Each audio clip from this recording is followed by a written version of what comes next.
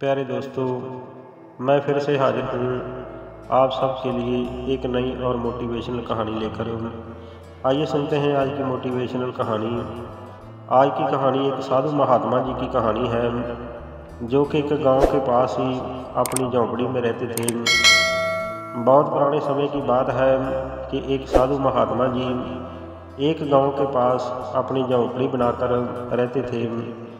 वह साधु महात्मा जी लोगों के घरों में पाठ पूजा करते थे और मुश्किल समय में लोगों की जहाँ तक हो सके सहायता किया करते थे।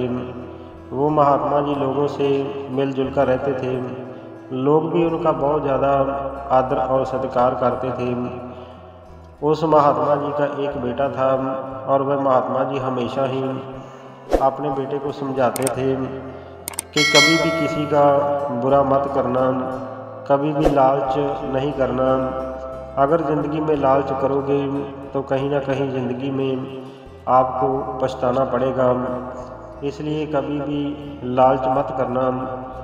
तो उसका बेटा उसके मुंह पर तो कह देता था कि ठीक है पिताजी, मैं लालच नहीं करूँगा, लेकिन उसकी वृत्ति लालची थी।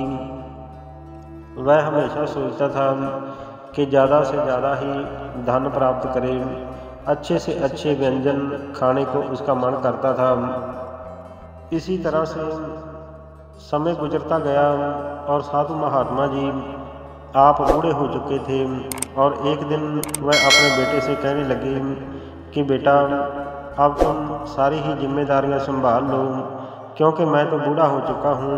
इसलिए गांव में जाकर तुम यज्ञ वगैरह किया करो और जो भी कोई मंदिर में आता है, जो भी उसका सवाल हो तुम उसे हल किया करो। तो साधु का बेटा कहने लगा कि ठीक है पिताजी, जैसी आपकी आज्ञा हो वैसे ही मैं करूँगा। तो महात्मा जी कहने लगे, बेटा मेरी एक बात को याद रखना कि कभी भी आंख बंद करके किसी के ऊपर भरोसा मत करना, क्योंकि इस दुनिया में सभी लोग एक जैसे नहीं होते और अपने छल कपट से कई तरह के षड्यंत्र रचते हैं, जो कि इंसान को पता नहीं चलता। और जब इंसान उन षड्यंत्रों में फंस जाता है तो बाद में पछताना पड़ता है। इसलिए जो भी करना तो सोच समझ कर करना। तो साधु महात्मा जी का बेटा कहता है कि ठीक है पिताजी, जैसी आपकी आज्ञा। इसी तरह ही कोई समय गुजरा तो उस गांव का जो शाहूकार था उसने अपने घर पर बहुत बड़ा ब्रह्म भोज किया। बहुत सारे साधु महात्मा और ब्राह्मणों को भोजन खाने का उसने न्योता दिया। तो उसने एक आदमी को उस साधु महात्मा जी के पास भी भेजा कि उस बाबा जी को कहकर आओ कि इस दिन हमारे यहाँ भोजन है और भोजन छक कर जाएं। तो जब शाहूकार का आदमी उस महात्मा जी को भोजन के लिए कहने आया तो महात्मा जी कहने लगे कि मैं तो अब बूढ़ा हो चुका हूँ, इसलिए मेरी जगह पर ये मेरा बेटा अब आएगा। तो वो आदमी कहने लगा कि ठीक है महात्मा जी, लेकिन आना ज़रूर। तो साधु अपने बेटे से कहने लगा कि बेटा तुम मेरी जगह पर वह भोजन पर चले जाना और जो कुछ भी उपहार के तौर पर मिले उसे स्वीकार कर लेना। तो वो बेटा अंदर ही अंदर बहुत ही खुश होने लगा कि वह शाहूकार के जो भोजन है वहाँ पर अच्छे अच्छे व्यंजन खाने को मिलेंगे और उपहार के तौर पर भी कुछ न कुछ ज़रूर मिलेगा। जिस दिन भोजन था वह खुशी खुशी अपने पिताजी की आज्ञा लेकर भोजन छकने के लिए चल पड़ा। तो गर्मी के दिन थे तो चलते चलते रास्ता लंबा था, उसे प्यास लगी और वो थक भी चुका था। तो एक पेड़ के नीचे बैठ गया। जैसे पेड़ के नीचे बैठा तो नज़दीक कहीं पानी भी नहीं था। तो उसने दो नौजवानों को उस रास्ते पर जाते हुए देखा। तो उनके हाथों में पानी की बोतल थी तो महात्मा जी के बेटे ने उन नौजवानों से कहा कि बेटा, मुझे बहुत प्यास लगी है, मुझे कृपया करके ये पानी पीने के लिए दो।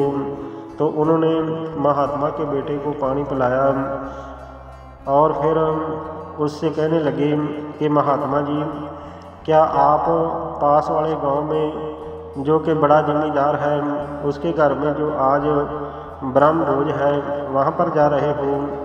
तो वो कहने लगा कि नहीं, मैं तो अपने गांव वाले शाहूकार के घर में भोजन करने के लिए जा रहा हूँ।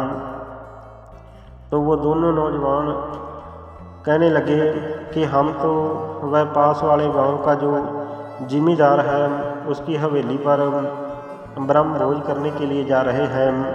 वहाँ पर बहुत सारे व्यंजन बनेंगे और बाद में बहुत कीमती उपहार भी दिए जाएंगे। शाहूकार तो उसके सामने कुछ भी नहीं है, तो वो बहुत ही तगड़ा जिम्मेदार है, इसलिए हमारी मानो तो वहाँ पर चलो।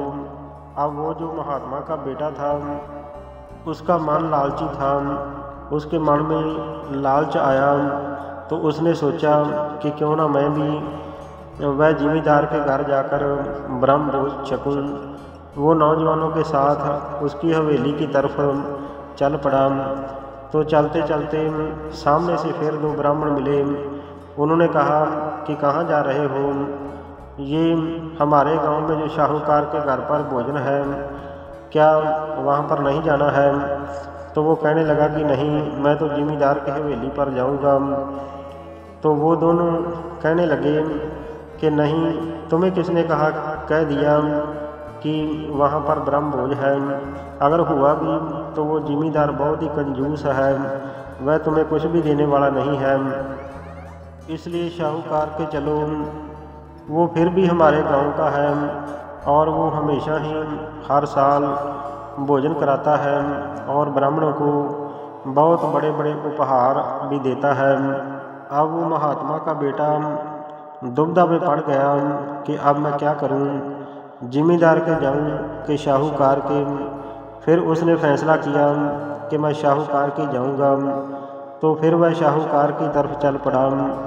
तो रास्ते में उन्हें दो ब्राह्मण मिले और वो उनसे पूछने लगा कि आप कहाँ से आ रहे हो?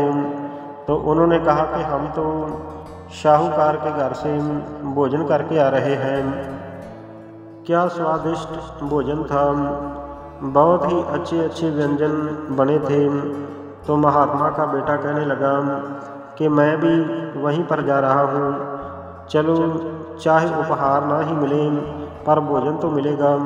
वो दोनों ब्राह्मण कहने लगे कि अब वहाँ पर जाने का कोई फ़ायदा नहीं है, क्योंकि भोजन अब बंद हो चुका है और अब सभी ब्राह्मण लोग और गांव वाले भोजन खाकर जा चुके हैं। अब वहाँ पर कुछ भी नहीं है। तो अब महात्मा जी का बेटा फिर दुविधा में पड़ गया और दुखी हो गया कि मैं क्या करूं। तो चलते चलते उसका दम भी फूलने लगा था, क्योंकि पहले इस तरफ तो फिर उस तरफ, फिर उधर से इस तरफ आया, तो वह बहुत ही परेशान हुआ। तो फिर उसने सोचा कि चलो, कुछ नहीं तो जिम्मेदार की हवेली पर ही चलता हूँ, वहाँ कुछ उपहार ना मिले तो भोजन तो मिलेगा ही। तो फिर वो जिम्मेदार की हवेली की तरफ चलने लगा। तो रास्ते में उसे फिर दो आदमी मिले। तो उन्होंने बताया कि वहाँ पर जाने का कोई फ़ायदा नहीं है, क्योंकि हवेली का दरवाज़ा अब बंद हो चुका है और भोजन भी सब ने खा लिया है। हम आखिरी भोजन करने वाले थे, अब हवेली के द्वार बंद हो चुके हैं। तो महात्मा जी का बेटा अंदर से बहुत ज़्यादा दुखी हुआ और टूट चुका था। सोचने लगा कि मैं कितना मूर्ख हूँ जो कि किसी के कहे पर उसके पीछे लगकर दोनों तरफ से ही रह गया।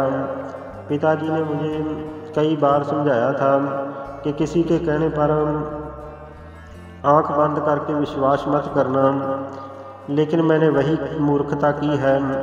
तो वो थक हार कर अपनी झोंपड़ी की तरफ चलने लगा।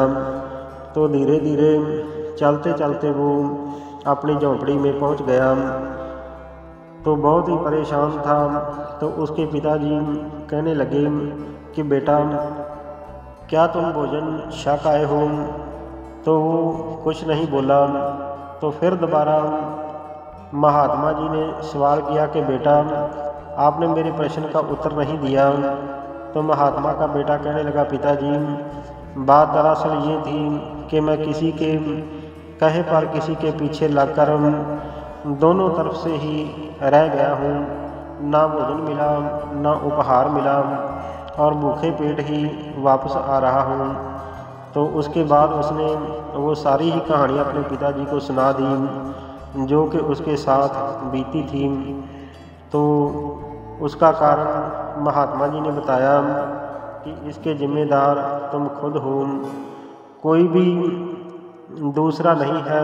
क्योंकि लोग तो बहुत कुछ कहते हैं, लेकिन ये विचार करना हमारा अपना धर्म है कि हमें क्या करना है और क्या नहीं करना है। तुम उनके पीछे लगकर जिधर को वो बोले उधर ही चल पड़े, तो इस तरह तो जीवन में कोई कामयाबी नहीं मिलती है। तो जिस लक्ष्य को लेकर तुम अपने घर से निकले हो, हमारा निशाना सिर्फ उसी लक्ष्य पर होना चाहिए। चाहे कोई कुछ भी बोलता रहे, लेकिन हमें अपने रास्ते से भटकना नहीं चाहिए। तो आप किसी के पीछे लगकर अपने रास्ते से भटक चुके हो, इसलिए आप दुखी हो। और सच बात तो यह है कि आपकी वृत्ति भी लालची हो चुकी है। तुम हद से ज़्यादा लालच कर चुके हो, और इसी कारण ही तुम दुखी हो और नाकामयाब रहे हो। इसलिए आज की इस घटना से तुम अपने जीवन की सबसे बड़ी शिक्षा भी ग्रहण कर सकते हो कि जीवन में कभी भी किसी पर आंख बंद करके भरोसा नहीं करना चाहिए। किसी के पीछे लगकर कोई भी फैसला मत लेना, और पूरे ही दृढ़ इरादे से अपने लक्ष्य के ऊपर ध्यान दो, तो फिर तुम्हें जीवन में कामयाबी मिलेगी। और हर काम सच्चे मन और सच्ची निष्ठा से करना चाहिए। तो महात्मा जी के बेटे को अपने जीवन का असली भेद आज समझ में आने लगा। वह अपने पिताजी से कहने लगा कि पिताजी, मैं आपकी बात को समझ चुका हूँ, और ये लालच ही सारे दुखों की जड़ है। क्योंकि ना मैं लालच करता और ना ही मुझे इतना भटकना पड़ता, और इसलिए मैं जीवन में कभी भी लालच नहीं करूँगा, और ना ही किसी के पीछे लगकर मैं अपने जीवन के मार्ग से भटकूँगा। तो उसके पिताजी ने कहा कि शाबाश बेटा, आज भले ही आपको कोई उपहार या भोजन नहीं मिला है, लेकिन जीवन की बहुत बड़ी सीख तुमने आज हासिल कर ली है। क्योंकि हर मुश्किल एक बहुत बड़ा सबक देकर जाती है, जो कि आज तुम्हें मिल चुका है। तो प्यारे दोस्तों, अगर आज की कहानी आपको पसंद आई हो तो कृपया मेरे चैनल को सब्सक्राइब जरूर कर देना। हमेशा अच्छा सोचो, अच्छा करो और खुश रहो। धन्यवाद। वंदे मातरम। जय भारत।